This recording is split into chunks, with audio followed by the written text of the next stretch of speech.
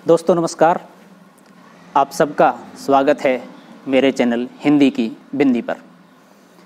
आइए आज कुछ नई चीज़ सीखते हैं हिंदी भाषा, हिंदी साहित्य, हिंदी व्याकरण में।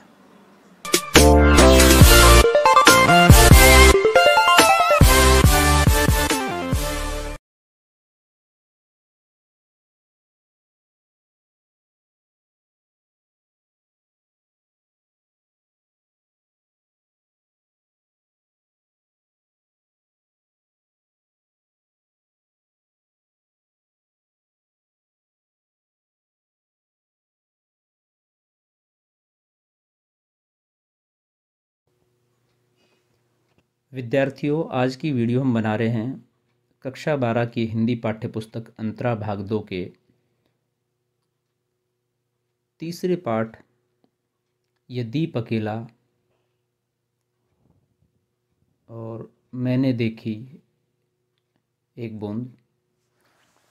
सच्चिदानंद हीरानंद वात्स्यायन अज्ञे द्वारा लिखी गई ये दो कविताएं, ये दीप अकेला और मैंने देखा एक बूंद लिए गए हैं और इन दोनों कविताओं को हम इस वीडियो में पढ़ेंगे, इनका वाचन करेंगे, इनका अर्थ और भाव विश्लेषण करते हुए उनकी व्याख्या करेंगे। साथ ही साथ इस वीडियो में हम लेखक का संक्षिप्त परिचय और इन कविताओं के सार की बात भी करेंगे। तो आइए हम शुरू करते हैं आज की वीडियो। और इस पाठ से संबंधित प्रश्नों के उत्तरों को लेकर के एक वीडियो हम और बनाएंगे जिसमें हम इस पाठ के सभी प्रश्नों के उत्तर आपको बताएंगे। यदि आप हमारे चैनल पर नए हैं तो आप हिंदी की बिंदी चैनल को सब्सक्राइब कर लीजिए और देखिए। तो सबसे पहले सच्चिदानंद हीरानंद वात्स्यायन अज्ञे जी का संक्षिप्त परिचय। सन 1911 से 1987 तक का आपका जीवन काल रहा। अज्ञे का मूल नाम सच्चिदानंद हीरानंद वात्स्यायन है। उन्होंने अज्ञे नाम से काव्य रचना की, जिस कारण ये नाम उनका ज़्यादा प्रसिद्ध हो गया। उनका जन्म कुशीनगर उत्तर प्रदेश में हुआ था, किंतु बचपन लखनऊ, श्रीनगर और जम्मू में बीता। उनकी प्रारंभिक शिक्षा अंग्रेजी और संस्कृत में हुई। हिंदी उन्होंने बाद में सीखी। वे आरंभ में विज्ञान के विद्यार्थी थे। बीएससी करने के बाद उन्होंने एमए अंग्रेजी में प्रवेश लिया। क्रांतिकारी आंदोलन में भाग लेने के कारण उन्हें अपना अध्ययन बीच में ही छोड़ना पड़ा। वे 4 वर्ष जेल में रहे तथा 2 वर्ष नज़रबंद। अज्ञे ने देश विदेश की अनेक यात्राएं की। उन्होंने कई नौकरियां की और छोड़ दी। कुछ समय तक वे जोधपुर विश्वविद्यालय में प्रोफेसर भी रहे। वे हिंदी के प्रसिद्ध समाचार संपादक दिनमान के संस्थापक संपादक रहे, जो कि अपने समय का बड़ा ही प्रतिष्ठित संपादन था और काफ़ी चर्चित रहा। कुछ दिनों तक उन्होंने नवभारत टाइम्स का भी संपादन किया। इसके अलावा उन्होंने सैनिक, विशाल भारत, प्रतीक, नया प्रतीक आदि अनेक साहित्यिक पत्र पत्रिकाओं का संपादन किया। आज़ादी के बाद की हिंदी कविता पर उनका व्यापक प्रभाव है। उन्होंने सप्तक परंपरा का सूत्रपात करते हुए तार सप्तक, दूसरा सप्तक, तीसरा सप्तक का संपादन किया। इनमें 7 कवियों की कविताओं का संकलन है और संकलन के साथ साथ एक भूमिका है विशिष्ट रूप से, जो कविता की एक धारा को परिवर्तित करने का काम करती है इन सप्तकों के माध्यम से। प्रत्येक सप्तक में 7 कवियों की कविताएं संग्रहित है, जो शताब्दी के कई दशकों की काव्य चेतना को प्रकट करती है। अज्ञे ने कविता के साथ कहानी, उपन्यास, यात्रा वृत्तांत, निबंध, आलोचना आदि अनेक साहित्यिक विधाओं में लेखन कार्य किया है। शेखर एक जीवनी, नदी के द्वीप, अपने अपने अजनबी आपके उपन्यास हैं जो कि काफ़ी प्रसिद्ध हुए हैं, विशेष रूप से शेखर एक जीवनी। अरे यायावर रहेगा याद, एक बूंद सहसा उछली, ये आपके यात्रा वृत्तांत हैं। त्रिशंकु, आत्मनेपद, ये आपके निबंध हैं। विफतगा, परंपरा, कोठरी की बात, शरणार्थी, जयदोल और ये तेरे प्रतिरूप, ये आपके कहानी संग्रह हैं। तो इस तरह की अनेक प्रकार की प्रमुख विधाओं में, रचनाओं में आपने लिखा है। अज्ञे प्रकृति प्रेम और मानव मन के अंतर्द्वंद्वों के कवि हैं। उनकी कविता में व्यक्ति की स्वतंत्रता का आग्रह है और बौद्धिकता का विस्तार भी। उन्होंने शब्दों को नया अर्थ देने का प्रयास करते हुए हिंदी काव्य भाषा का विकास किया है। उन्हें अनेक पुरस्कार मिले हैं, जिनमें साहित्य अकादमी पुरस्कार, भारत भारती सम्मान और भारतीय ज्ञानपीठ पुरस्कार भी शामिल हैं, प्रमुख हैं। उनकी मुख्य काव्य कृतियाँ हैं भग्नदूत, चिंता, हरी घास पर क्षण भर, इंद्रधनुष, रौंदे हुए, आंगन के पार द्वार, कितनी नावों में कितनी बार आदि। आगे की संपूर्ण कविताओं का संकलन सदा नीरा नाम से 2 भागों में प्रकाशित हुआ है। अब बात करते हैं जो संकलित कविता है, यह दीप अकेला, उसकी। इस कविता में आगे ऐसे दीप की बात करते हैं जो स्नेह भरा है, गर्व भरा है, मदमाता भी है किंतु अकेला है। अहंकार का मद हमें अपनों से अलग कर देता है। कवि कहता है कि इस अकेले दीप को भी पंक्ति में शामिल कर लो, अर्थात समाज में शामिल कर लो, समष्टि में शामिल कर लो। अकेले का कोई महत्व नहीं है। तो कविता सिर्फ शब्दों का खेल नहीं है, भावों का संचरण नहीं है, बल्कि वो बहुत सारी बात संकेतों में दूसरे रूप में कहती है। व्यक्ति, समाज और देश से जुड़ी हुई कविता होती है, उससे अलग नहीं है। वर्तमान काल में जिस तरह से पारिवारिक रूप से सब एकल रूप से जीवन जी रहे हैं, परिवार का महत्व खत्म हो रहा है, उस और बड़ा महत्वपूर्ण संकेत है इस कविता के माध्यम से। पंक्ति में शामिल करने से उस दीप की महत्ता एवं सार्थकता बढ़ जाएगी। दीप सब कुछ है, सारे गुण एवं शक्तियाँ उसमें हैं, उसकी व्यक्तिगत सत्ता भी कम नहीं है, फिर भी पंक्ति की तुलना में वह एक है, एकाकी है। दीप का पंक्ति या समूह में विलय ही उसकी ताकत का उसकी सत्ता का सार्वभौमिकरण है, उसके लक्ष्य एवं उद्देश्य का सर्वव्यापीकरण है। ठीक यही स्थिति मनुष्य की भी है। व्यक्ति सब कुछ है, सर्वशक्तिमान है, सर्वगुण संपन्न है, फिर भी समाज में उसका विलय, समाज के साथ उसकी अंतर्गतता से समाज मजबूत होगा, राष्ट्र मजबूत होगा। इस कविता के माध्यम से अग्गे जी ने व्यक्तिगत सत्ता को सामाजिक सत्ता के साथ जोड़ने पर बल दिया है। दीप का पंक्ति में विलय व्यष्टि का समष्टि में विलय है और आत्मबोध का विश्वबोध में रूपांतरण है। मैंने देखा एक बूंद, कविता में अग्गे ने समुद्र से अलग प्रतीत होती बूंद की क्षणभंगुरता को व्याख्यायित किया है। यह क्षणभंगुरता बूंद की है, समुद्र की नहीं। बूंद क्षण भर के लिए ढलते सूरज की आग में रंग जाती है या रम जाती है। क्षण भर का यह दृश्य देखकर कवि को एक दार्शनिक तत्व भी दिखने लग जाता है। विराट के सम्मुख बूंद का समुद्र से अलग दिखना नश्वरता के दाग से, नष्ट होने के बोध से मुक्ति का एहसास है। इस कविता के माध्यम से कवि ने जीवन में क्षण के महत्व को, क्षणभंगुरता को प्रतिष्ठापित किया है। अब हम इस कविता को पढ़ते हैं, साथ साथ उसका भाव और उसकी व्याख्या करते हुए अर्थ बताते हैं। विद्यार्थियों, आज की वीडियो हम बना रहे हैं कक्षा 12 की हिंदी पुस्तक अंतरा भाग 2 काव्यखंड के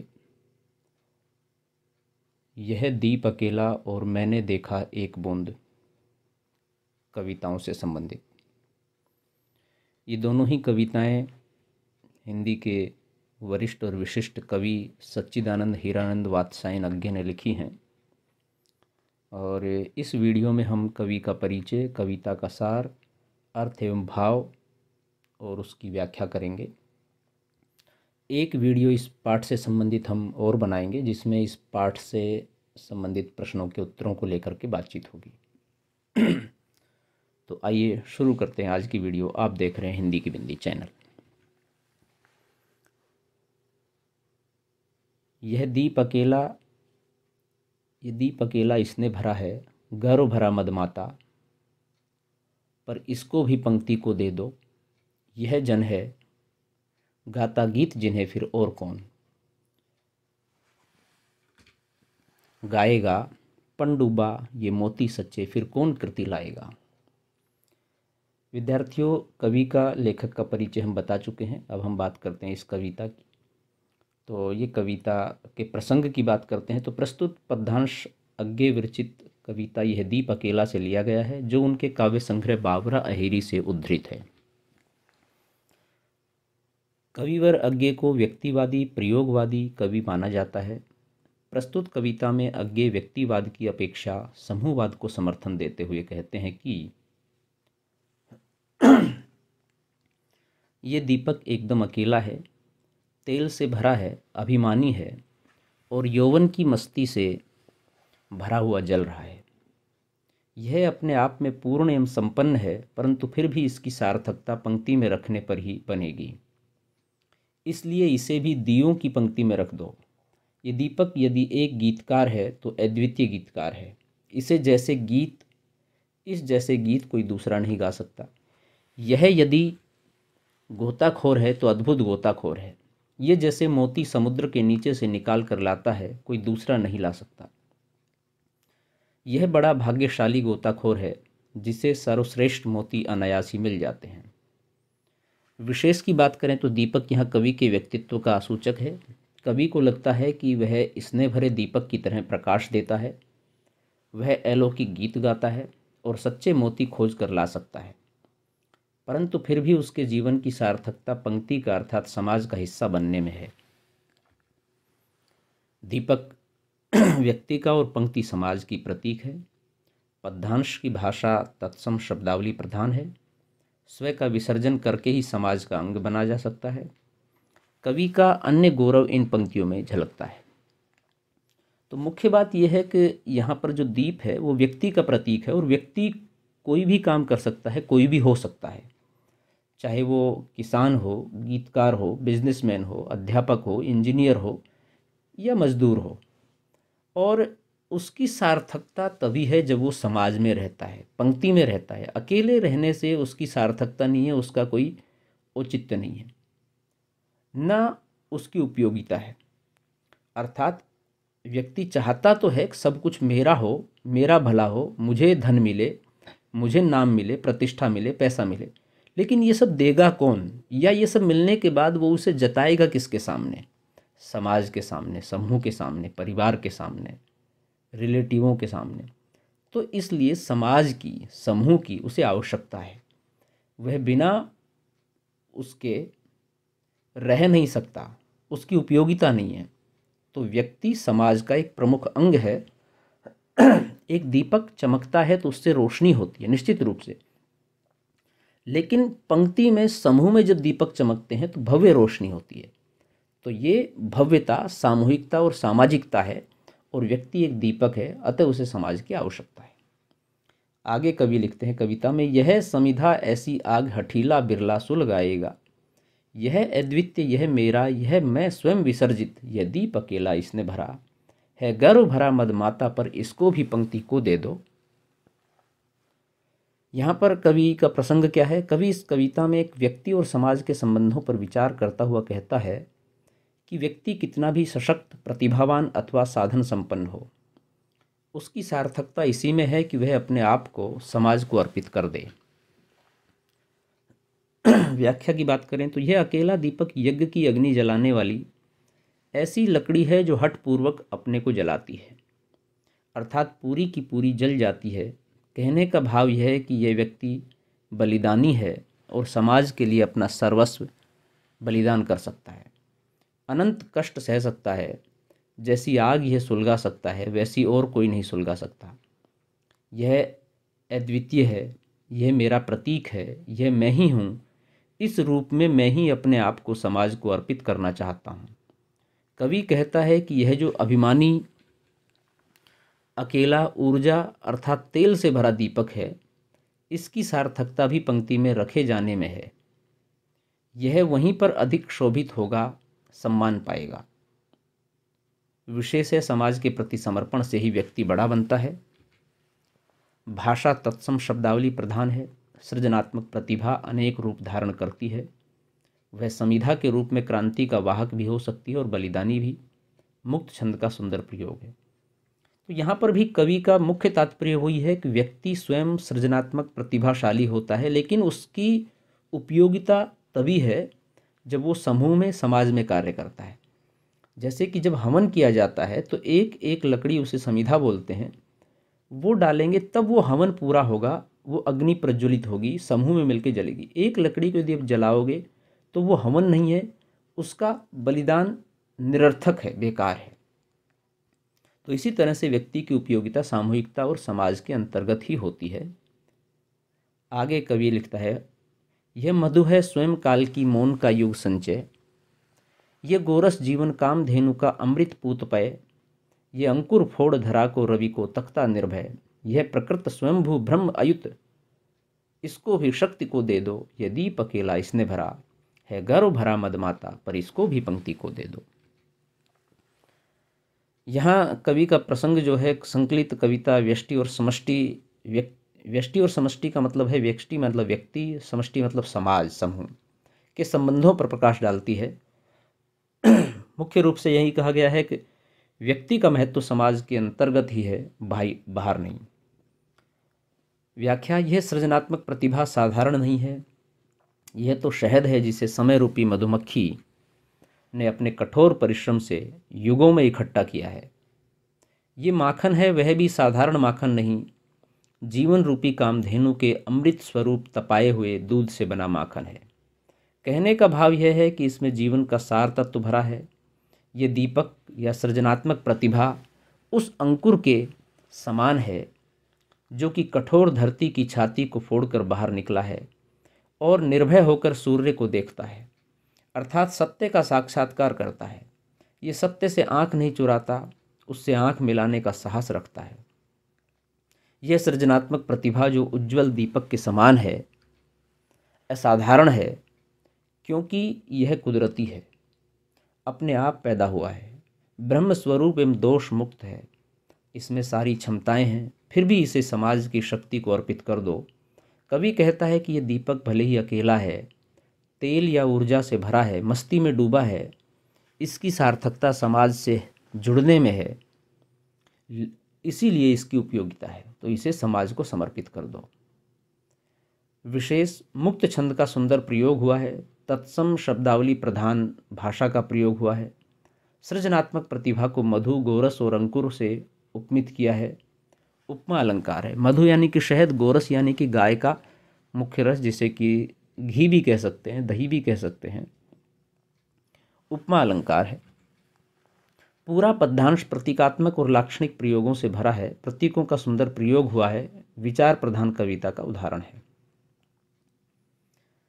यह वह विश्वास नहीं जो अपनी लघुता में भी कांपा, यह वह पीड़ा जिसकी गहराई को स्वयं उसी ने नापा। कुत्साह अपमान अवज्ञा के धुंधाते कड़वे तम में यह सदा द्रवित, चिर जागरूक अनुरक्त नेत्र, उलंब बाहु यह चिर अखंड अपनापा। जिज्ञासु प्रबुद्ध सदा श्रद्धामय, इसको भक्ति को दे दो। ये दीप अकेला इसने भरा, है गर्व भरा मदमाता, पर इसको भी पंक्ति को दे दो।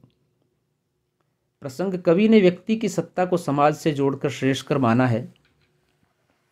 दीप के बहाने कवि कहता है कि वह अकेला होकर भी काफ़ी कुछ है, व्यक्ति भी अकेला होकर सब कुछ है, परंतु दोनों की सार्थकता समष्टि में विलय से है। जिस तरह से दीप अकेला होकर भी कठिनाइयों का मुकाबला करता है, ठीक उसी तरह व्यक्ति भी संघर्षों का अकेला सामना करने में सक्षम है। लेकिन उसके अकेले सामने करने में सक्षमता तभी है जब वो किसी के साथ में जुड़ा हुआ है, यानी कि हिम्मत उस अकेले की, लेकिन सामूहिकता का जोश उन सब का जिनके साथ वो जुड़ा हुआ है, उस समाज के साथ, उस समूह के साथ, परिवार के साथ, परिचितों के साथ, अपनों के साथ। दोनों लघुता में कांपते नहीं। व्यक्ति अपनी पीड़ा को गहराई से अच्छी तरह जानता है, वह स्वयं उसे नापता है, वह घृणा अवज्ञा के कड़वे सच को झेलता है, वह सदैव द्रवित होकर जागरूक रहकर प्रेम भरे नेत्रों से, अपनी उठी बाहों से अपनेपन को भावना में अनुरक्त रहता है। यह व्यक्ति जानने की इच्छा रखता है, ये बुद्धिमान है, ये श्रद्धा की भावना रखता है, इसको भक्ति की आवश्यकता है, इसे भक्ति से जोड़ना चाहिए। भक्ति भाव के समूह से जुड़कर ही इसके जीवन की सार्थकता है। ये दीप अकेला है, इसने है गर्व भी, अगर इसे पंक्ति को दे दें तो इसका जीवन सार्थक हो जाएगा। ये दीप का विलय पंक्ति के बहाने व्यक्ति का समाज से विलय का प्रतीक है। विशेष कवि ने व्यक्तिगत सत्ता को सामाजिक सत्ता से जोड़ने का अनुरोध किया है। व्यक्ति का भक्ति भाव में लीन होना भी उसके जीवन की सार्थकता है। पद्य में तत्सम शब्दावली की प्रधानता है। प्रतीकात्मकता और लाक्षणिकता का प्रयोग भी द्रष्टव्य है। मुख्य रूप से इस कविता का भाव जो है वो ये है कि व्यक्ति का अपना जीवन अकेलेपन से कोई सार्थकता नहीं रखता है, कोई महत्व नहीं रखता है। समूह, सामूहिकता, समाज और मुख्य रूप से देश और राष्ट्र के लिए आप कुछ करें तो ही वो सार्थकता है। तो जब जब समाज पर, देश पर, राष्ट्र पर संगठन आत्मक एक सशक्तता दिखाई देगी, तब तक संकट कम होंगे, या संकट होंगे तो आवश्यकता होगी। तो ये मुख्य भाव है कि व्यक्ति को समाज के समर्पित रहना चाहिए, साथ रहना चाहिए। अगली कविता है मैंने देखा एक बूंद। तो इसको हम पढ़ते हैं, इसकी व्याख्या और इसका अर्थ स्पष्ट करते हैं। मैंने देखा एक बूंद सहसा उछली सागर के झाग से, रंग गई क्षण भर ढलते सूरज की आग से, मुझको दिख गया सूने विराट के सम्मुख, हर आलोक छुआ अपनापन है उन्मोचन नश्वरता के दाग से। प्रसंग है प्रस्तुत पद्यांश आगे विरचित कविता मैंने देखा एक बूंद से लिया गया है। अंतरा भाग 2 में संकलित यह कविता क्षणिक अनुभव के महत्व पर प्रकाश डालती है। व्याख्या। मैंने सागर की झाग से एकाएक छिटक कर एक बूंद को ऊपर उठते देखा था। सागर से अलग हुई वह बूंद अवश्य ही घबराई हुई, चिंतित होगी, लेकिन उसका भाग्य अच्छा था। ढलते सूर्य की सुनहली किरणों से उसका अंग अंग चमक उठा। ढलते हुए सूरज में भी असीम आग या प्रकाश रहता है। कवि कहता है कि उस अकेले क्षण में मुझे अद्भुत अनुभव हुआ। मुझे लगा कि उस विराट परम पुरुष के सम्मुख एक क्षण भी मिल जाए, क्षण भर हम उसके प्रकाश में स्नान कर सकें तो सदा के लिए अमर हो जाते हैं। नश्वरता का भय सदा के लिए मिट जाता है। जीवन में अमरता का रहस्य यही है कि भले ही क्षण भर के लिए हो, हम अपने आप को प्रभु के सम्मुख अर्पित कर दें। विशेष समुद्र संसार का, बूंद आत्मा यानी कि व्यक्ति की तथा सूर्य ईश्वर का प्रतीक है। प्रतीकात्मक कविता में बात की गई है। संसार से अलग होकर यदि क्षण भर के लिए भी प्रभु से मिलन हो तो जीवन में मृत्यु का भय नहीं रहता। यह अस्तित्ववादी कविता है। हमारा अस्तित्व क्षणों में होता है, महीनों वर्षों में नहीं। भाषा तत्सम शब्दावली प्रधान है। सुंदर दृश्य बिंब का निर्माण किया गया है। एक बूंद उछली सहसा, इस कविता में मुख्य रूप से कवि का तात्पर्य यही है कि हम जिसको भी अपना इष्ट मानते हैं, विशेष मानते हैं, यदि उससे मिलने के लिए हमें अपने जीवन को आहूत करना पड़े, खत्म करना पड़े, तो हमें कर देना चाहिए। उदाहरण के रूप में आज़ादी के लिए हमारे देश के असंख्य ऐसे लोग हैं जिनका हम नाम तक नहीं जानते, लेकिन उन्होंने अपने जीवन को समर्पित कर दिया। तो उनके लिए इष्ट, उनका प्रेमी, उनका विशेष, उनका ईश्वर, उनका प्रभु हमारा देश था, हम लोग थे। आज हम खुली हवा में, आज़ादी की हवा में सांस ले रहे हैं, तो उनकी बदौलत। तो इसलिए कवि ये कह रहा है कि आपका अपना समर्पण अपने इष्ट के प्रति यदि हो रहा है, और उसमें थोड़ी सी कठिनाई भी है, जैसे कि जल जो है वो सूर्य के ताप से सूख जाता है, वाष्प बन के उड़ जाता है, तो एक तरह से बूंद नष्ट होगी। बूंद का जीवन क्षण भर है, खत्म हो गया। लेकिन उसने क्यों खत्म कर दिया? वो इसलिए खत्म कर दिया कि वो सूर्य से, ताप से स्नेह करती है। उसका उसमें विलीन होना अपने आप में एक तरह से उस प्रेम का प्रतीक है। तो विद्यार्थियों, ये वीडियो आज यहीं तक ही। वीडियो आपने पूरी देखी, इसके लिए आपका बहुत बहुत धन्यवाद। आशा करते हैं वीडियो आपके लिए लाभान्वित होगी। यदि आपको अच्छी लगी हो, पसंद आई हो, तो इसे लाइक करें, शेयर करें, कमेंट्स करें और हिंदी की बिंदी चैनल को सब्सक्राइब करना